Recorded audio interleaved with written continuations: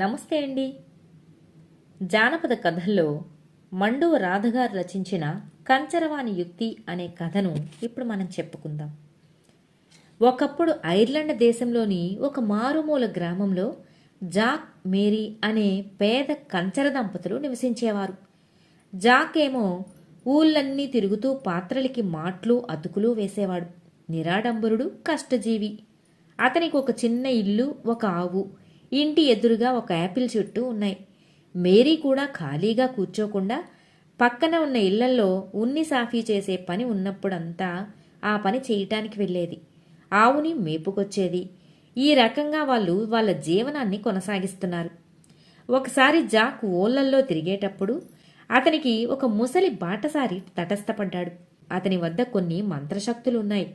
ఆ సంగతులేవీ తెలియని జాక్ ఏమో అతనికి ప్రయాణంలో చాలా సహాయం చేసి అతన్ని ఆయన గమ్యానికి చేర్చాడు. దానికి ముసలివాడు చాలా సంతోషపడి, నాయనా, నీ కష్టాలు తీరటానికి నీకు 3 వరాలు ఇస్తాను, కోరుకో అన్నాడు. జాక్కి ఏం కోరుకోవాలో తెలియలేదు. నేను సంతృప్తిగానే ఉన్నాను అంటుండగా జాక్కి తన భార్య గుర్తొచ్చింది. జాక్ ఇంటి ముందు ఒక అరుగుంది. చుట్టుపక్కల ఉన్న వారంతా వచ్చి దానిమీద కూర్చొని ముచ్చట్లాడుకుంటూ పెద్ద పెద్దగా నవ్వుకుంటూ ఉంటారు. తన భార్య ఏమో, మధ్యాహ్నాలు కాసేపు నడుం వాలుద్దామంటే ఈ గొడవేమిటండి మనకి అని భర్తతో విసుక్కుంటుంది. అది గుర్తొచ్చిన అతను దాన్ని అతుక్కునే అరుగుగా మారిస్తే ఇక అక్కడ కూర్చోవటానికి అందరూ భయపడతారు కదా అని తనలో తనే అనుకుని, మా ఇంటి అరుగు మీద ఎవరు కూర్చుంటే వాళ్ళు అతుక్కుపోవాలి, నేను లెమ్మన్నప్పుడే లేవగలగాలి అన్నాడు. ముసలివాడు జాక్ కోరికకి నవ్వుకుని, తధాస్తు అని 2వ వరం మంచిది కోరుకో అన్నాడు. జాక్కి తన ఇంటి ముందున్న యాపిల్ చెట్టు గుర్తుకొచ్చింది. అది కాయలు కాసినప్పుడు ఆ దారిని పోయే పిల్లలు, పెద్దలు వాటిని కోసుకు వెళ్ళిపోతున్నారని భార్య అందరితో తగాదా పడుతూ ఉంటుంది. అందుకని జాక్ ఆలోచించి, మా యాపిల్ చెట్టు కాయలు ఎవ్వరు ముట్టుకున్నా వాళ్ళు ఆ చెట్టుకి అతుక్కుపోయేలా చేయాలి. నేను వదులు అన్నప్పుడు మాత్రమే ఆ చెట్టును వాళ్ళు వదలాలి అన్నాడు. ముసలివాడు విరగబడి నవ్వుతూ, తధాస్తు అని ఈసారైనా నీ పేదరికం పోయే వరం కోరుకోవయ్యా అన్నాడు. మీరు భలేవారే, నాకు పేదరికమేమీ లేదు. సరేగాని మా ఇంట్లో నేను వస్తువులు దాచుకునే సంచిని అల్లరి పిల్లలు మా ఇంటికి వచ్చినప్పుడు కుమ్మరించి ఇంటినంతా పాడు చేస్తూ ఉంటారు. నాకేమో ఆ పిల్లలంటే ఇష్టం. వాళ్ళు అలా చేస్తున్నారని నా భార్య వాళ్ళని ఇంటికి రానివ్వదు. అందుకని వాళ్ళు ఆ సంచిని బోర్లించినా ఆ వస్తువులు ఏవి కింద పడకుండా ఉండే వరం మాత్రం ఇవ్వు. నేను కింద పడమన్నప్పుడే ఆ వస్తువులు పడాలి సుమా అన్నాడు. ముసలివాడు విస్తుపోతూ, అదృష్టవంతుడిని చేర్చేవాడు, దురదృష్టవంతుడిని బాగు చేసేవాడు లేడు అనుకుని తధాస్తు అని జాక్ వద్ద సెలవు తీసుకుని తన కుటీరానికి వెళ్ళిపోయాడు. జాక్ తన పని పూర్తి చేసుకుని సాయంకాలానికి ఇంటికి వెళ్ళాడు. ముసలివాడు ఇచ్చిన వరాలను పరీక్షించుకుందాము అనుకున్నాడు. అవి పని చేస్తుండటంతో తృప్తిపడ్డాడు. ఊరందరికీ ఆ సంగతి తెలిసి ఇక ఎవ్వరూ వాళ్ళ అరుగు మీద కూర్చోవటం లేదు. వాళ్ళ చెట్టుకున్న యాపిల్ కాయలు ముట్టుకోవటం లేదు. ఒకరోజు జాక్ జారి క్రింద పడటంతో అతని కాలు విరిగింది.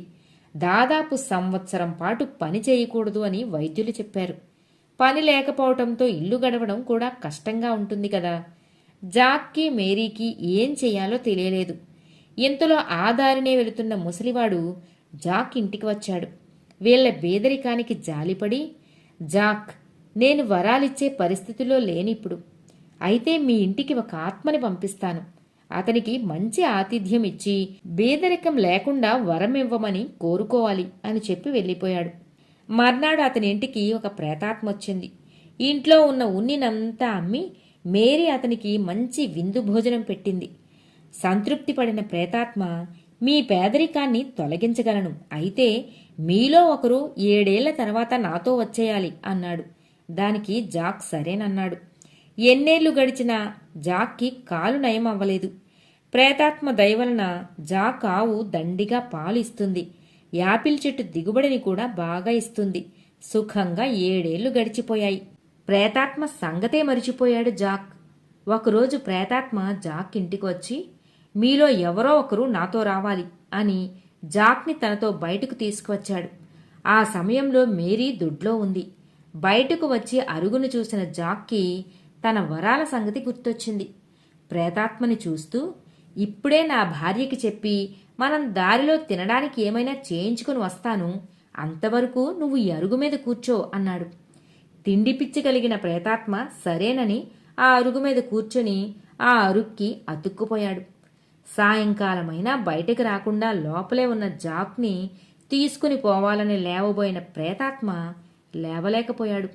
జాక్ బయటకు వచ్చి, నా అనుమతి లేనిదే నువ్వు లేవలేవు అన్నాడు.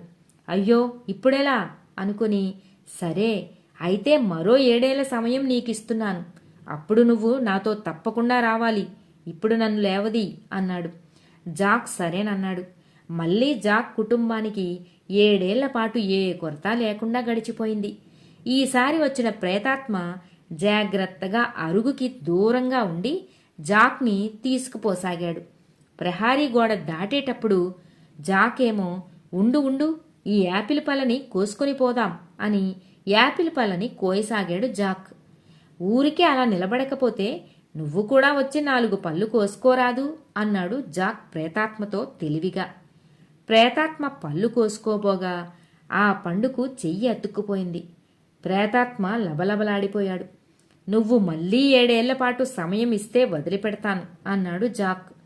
ప్రేతాత్మ సరేనన్నాడు. మళ్లీ 7 ఏళ్ల పాటు జాక్ సుఖంగా ఉన్నాడు. ఈసారి వెళ్లి మళ్లీ 7 ఏళ్లు గడిచాక వచ్చిన ప్రేతాత్మ, ఇక నువ్వు నన్ను మోసం చేయలేవు, వెంటనే నాతో బయలుదేరు అన్నాడు. జాక్ తన వస్తువులున్న సంచిని తీసుకుని బయలుదేరాడు. కొంచెం దూరం పోయాక జాక్ సంచిలో దూరి గెంతుతూ రాసాగాడు. దానికి ఆ ప్రేతాత్మ, ఏమిటిది, ఎందుకిలా గెంతుతూ వస్తున్నావు అన్నాడు. నీకు తెలియదులే, ఇలా సంచిలో దూరి నడిస్తే అలసటే ఉండదు, తమాషాగా ఉంటుంది అన్నాడు జాక్. దానికి ఆ ప్రేతాత్మ, ఆ సంచి నాకివ్వు, నేను కూడా దానిలో దూరి నడుస్తాను అన్నాడు. జాక్ సంచిని ఆ ప్రేతాత్మకిచ్చేశాడు. కాసేపు అలా నడిచిన ప్రేతాత్మ బయటకు రాబోయాడు. కాని లోపలే అతుక్కుపోయి రాలేకపోయాడు. మళ్లీ మోసం చేశావా అన్నాడు ప్రేతాత్మ. అవును అన్నాడు జాక్. సరే అయితే నువ్వే చెప్పు, నువ్వు ఎప్పుడు నాతో వస్తానంటే అప్పుడే వచ్చి తీసుకెళ్తాను అన్నాడు ప్రేతాత్మ. అప్పుడు జాక్ ఇలా అన్నాడు, భగవంతుడిచ్చిన ఆయుష్ ఎన్ని రోజులుంటే అన్ని రోజులు సుఖంగా జీవించి వచ్చేట్లు దీవించు అన్నాడు. జాక్ మంచితనానికి యుక్తికి మెచ్చిన ప్రేతాత్మ అతన్ని దీవించి వెళ్ళిపోయాడు. అప్పటి నుండి జాక్ మేరీలు ఇద్దరూ ఏ భయమూ లేకుండా సంతోషంగా జీవనాన్ని సాగించారు. కథ సమాప్తం.